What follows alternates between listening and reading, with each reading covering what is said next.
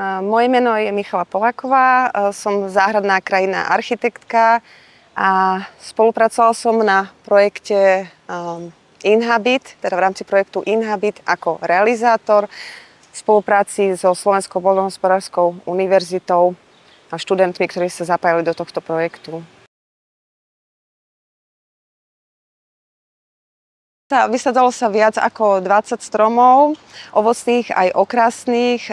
Ďalej to boli vysievané trávobylné spoločenstvá, pretože sme chceli zatraktívniť túto plochu, zvýšiť jej návštevnosť a zapájali sme miestnu komunitu, participovali študenti.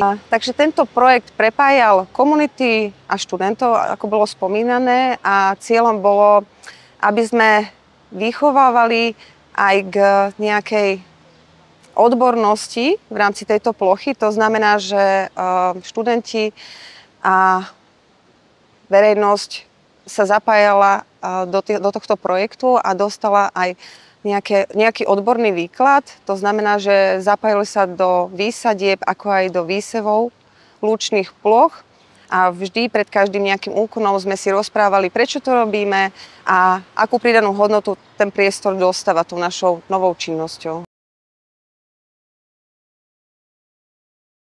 Konkrétne mesto Nitra získalo týmto priestorom úplne novú funkciu, a to znamená, z nevyužiteľného priestoru inundačného pri rieke Nitra sa stal priestor, ktorý dostal novú náplň komunitného priestoru, ktorý má presah krajinársky, environmentálny a hlavne sa tento priestor vlastne stal stretávacím bodom pre nové komunity a bodom rekreačným tým, že sa vytvoril priestor pobytový s 2 novými ohniskami, ktoré veľmi krásne prepájajú krajinu a návštevníkov tým, že splývajú s tou krajinou.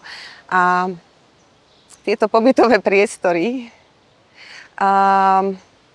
sú nejakým takým nenásilným prvkom v tomto priestore a sú veľmi pekne dotvorené okolitou zeleňou a trávobylným spoločenstvom, ktoré vlastne nám kvitne, a tá rozmanitosť je, myslím si, že veľmi esteticky vnímaná aj návštevníkmi tejto plochy.